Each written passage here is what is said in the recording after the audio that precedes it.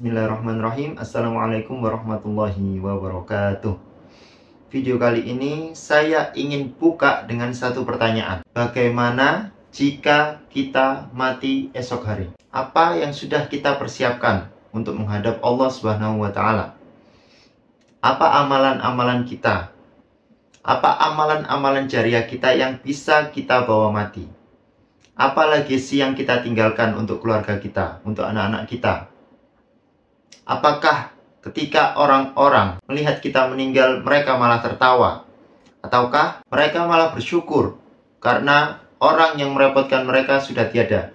Ataukah mereka menangis karena orang yang berjasa untuk diri mereka sudah tiada? Allah Subhanahu wa Ta'ala berfirman, "Kullu nafsin dha'iqatul maut." Setiap yang bernyawa pasti akan merasakan kematian. Entah itu kita meninggal pada saat masih muda atau sudah tua, entah itu orang miskin, entah itu orang kaya, entah itu pejabat, entah itu rakyat, semua akhirnya pasti akan mati. Yang saya akan bahas afterlife, yaitu kehidupan setelah kita merasakan yang dinamakan kematian. Dan apakah ada kehidupan setelah kematian itu? Tentu jika saya bahas sampai di mana kita masuk ke dalam surga atau nerakanya Allah, ini pasti akan sangat panjang. Saya akan membahas salah satu part dari rentetan kejadian yang pasti akan dilalui oleh manusia. Saya akan membahas bagaimana ambang di antara hidup dan matinya manusia, kemudian kehidupan mereka di alam kubur. Baik, mari kita mulai.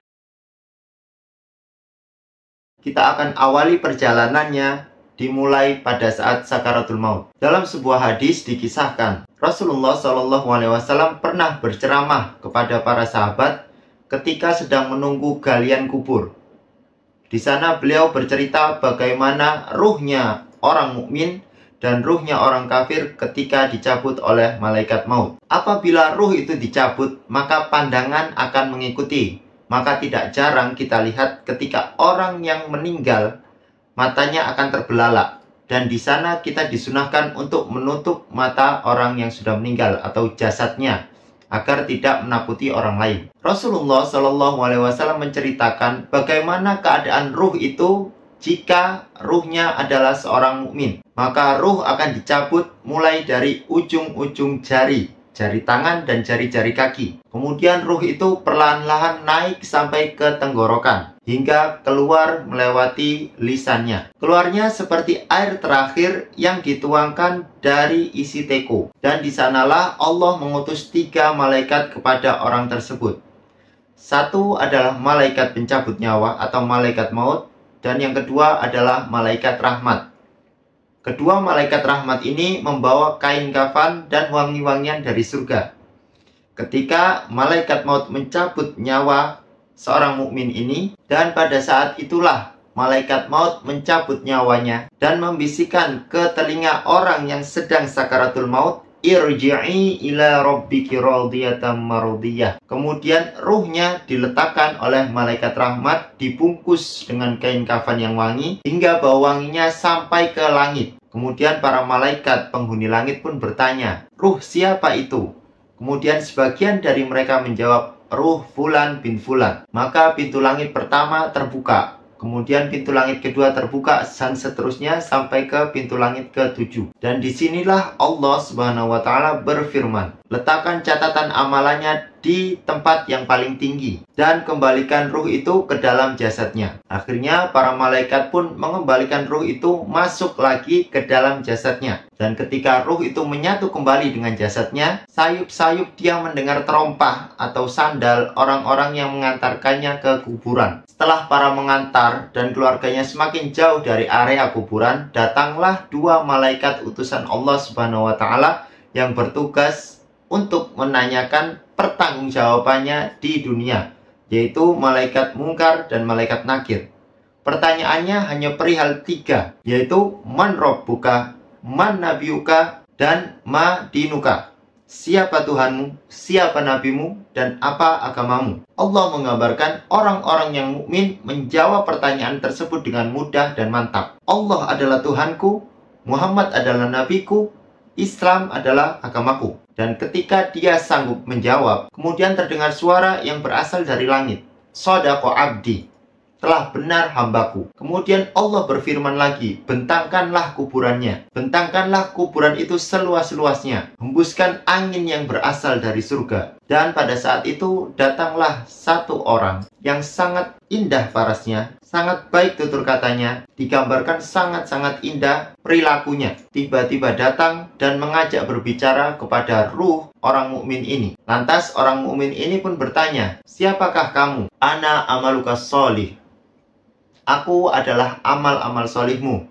Aku adalah sholatmu. Aku adalah puasamu. Aku adalah zikirmu. Aku adalah tilawah Qur'anmu. Aku adalah birrul walidainmu. Dan seterusnya dan seterusnya. Maka seketika itu ruh pun berdoa kepada Allah, segerakanlah tegakkan hari kiamat ya Rabbku, agar aku bisa kembali kepada harta dan keluargaku. Itulah kisah bagaimana ruh orang yang beriman, orang yang mukmin, dicabut nyawanya dan mendapatkan kenikmatan-kenikmatan di alam kubur. Kita akan masuk ke pembahasan yang kedua, bagaimana ruh orang kafir atau orang yang tidak beriman ketika dicabut nyawanya dan keadaannya di dalam alam kubur. Gambaran orang yang kafir ketika dicabut ruhnya oleh malaikat maut seperti seseorang yang menancapkan pisau. Pisau itu bengkong seperti celurit ke dalam bulu domba atau wol. Setelah itu bulu itu atau wol itu disiram dengan air. Kemudian dicabut dengan paksa pisau tersebut hingga rontoklah semua bulu-bulunya. Maka di sini sakitnya sangat luar biasa. Ruh tersebut merasakan rontok di semua persendiannya. Dan di sanalah Allah mengutus 3 malaikat kepadanya. 1 adalah malaikat maut dan 2 adalah malaikat azab. 2 malaikat azab ini selalu membentak-bentak ruh itu untuk keluar. Keluarlah engkau kepada kemurkaan dan kemarahan Allah. Ruh itu jelas tidak mau keluar.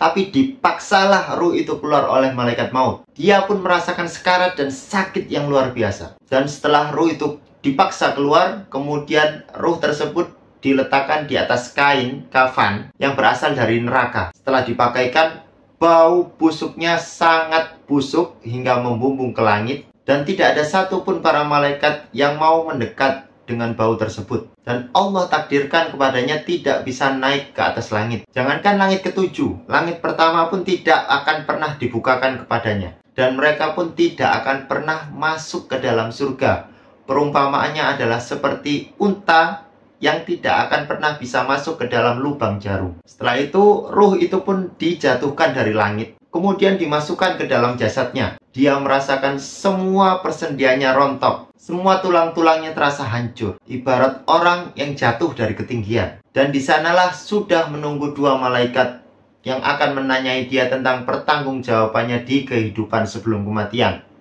Yaitu malaikat Mungkar dan Nakir. Pertanyaannya sama. Man Rabbuka, man Nabiyuka, dan ma dinuka. Tetapi karena orang ini adalah orang yang kafir, orang yang hanya ikut-ikutan saja di dunia, dia tidak akan pernah bisa menjawab. Karena para ulama menjelaskan, yang menjawab bukanlah diri kita. Bisa saja di dunia kita menjawab dengan lancar. Tuhanku adalah Allah. Nabiku adalah Muhammad. Islam adalah agamaku, atau agamaku adalah Islam. Tetapi di alam kubur, yang menjawab adalah amal baik kita, keimanan kita. Maka dari itu, orang yang hanya ikut-ikutan saja dalam beribadah, tidak ada iman sedikit pun di dalam hatinya, maka tidak akan pernah bisa menjawab pertanyaan dari malaikat Mungkar dan Nakir. Mungkar dan Nakir bertanya kepada dia, Man Rabbuka? Tapi apa jawabannya? La adri, la adri. Aku tidak tahu, aku tidak tahu. Aku hanya mengatakan apa yang dikatakan oleh manusia. Maka dia pun dipukul dengan setiap pertanyaan yang tidak bisa dia jawab dengan godam. Dan godam itu diibaratkan ketika diletakkan di atas gunung Uhud, maka gunung itu akan hancur. Sebegitu dahsyatnya siksa atau azab kubur bagi orang yang tidak beriman, bagi orang yang kafir terhadap Allah SWT. Setelah itu didatangkanlah laki-laki yang berparas sangat jelek dan memiliki bau yang sangat busuk. Dia tuli dan dia juga bisu. Di tangannya ada palu yang siap menghantam setiap saat ruh orang kafir ini. Dan siksaannya tidak akan pernah berhenti sampai kiamat ditegakkan. Terdengar seruan dari langit, hambaku telah berdusta. Sempitkan kuburannya, bukalah pintu neraka ke arahnya, agar dia merasakan hembusan neraka masuk ke dalam kuburnya. Itulah perbedaan yang sangat jauh antara ruh orang mukmin yang meninggal dan ruh orang kafir yang meninggal. Maka di sini diriwayatkan bahwasanya Utsman bin Affan ketika diceritakan antara surga dan neraka tidak pernah menangis. Tetapi beliau ketika diceritakan tentang kubur, Utsman langsung menangis. Kata Utsman, karena kuburan itu menentukan kemana arah seseorang. Apakah dia masuk ke ashabun nar, ataukah dia bisa masuk ke ashabul jannah. Begitu juga dengan Umar bin Abdul Aziz. Pada saat itu beliau adalah khalifah. Ketika beliau berziarah kubur di akhir hayatnya, beliau menangis di kuburan. Kemudian salah seorang bertanya kepadanya, "Apa yang membuatmu menangis, wahai khalifah?" "Aku tidak tahu dari kelompok mana aku. Apakah aku masuk ke kelompok ahlun nar, ataukah aku masuk ke kelompok ahlul jannah?" Jawabannya sama seperti Utsman bin Affan. Dan di sanalah ketika beliau menjawab, beliau menangis. Dan diikuti oleh orang-orang sekitarnya ikut menangis. Di sini saya akan memberikan satu tambahan. Ada satu sunnah yang jarang dilakukan oleh umat muslim saat ini. Sunnah yang sudah banyak ditinggalkan, yaitu sunnah ziarah kubur. Ziarah kubur ini mengingatkan kita tentang fitnah kubur yang akan terjadi kepada diri kita. Entah itu nikmat kubur ataupun siksa kubur. Na'udzubillahi min dzalik. Dan Rasulullah SAW pernah bersabda yang artinya, "Dulu aku larang kalian untuk melakukan ziarah kubur. Tetapi sekarang ziarahlah kalian ke kuburan-kuburan kaum muslimin. Karena itu mengingatkan kita akan kematian dan hari akhir." Baik, cukup sekian video kali ini. Semoga kita diwafatkan dalam keadaan husnul khotimah dan kita bisa mendapatkan nikmat kubur. Awal arah di mana kita akan menuju. Apakah kita akan menuju ke surga ataukah kita menuju ke neraka? Semoga bermanfaat. Wassalamualaikum warahmatullahi wabarakatuh.